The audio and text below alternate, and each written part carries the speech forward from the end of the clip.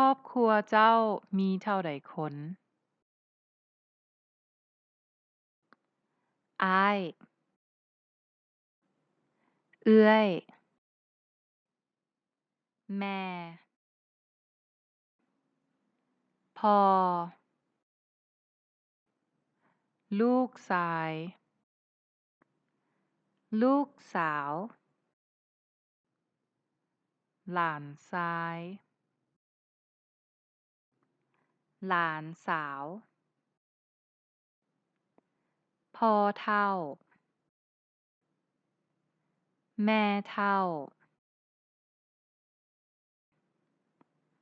ลุง ป้า ผัว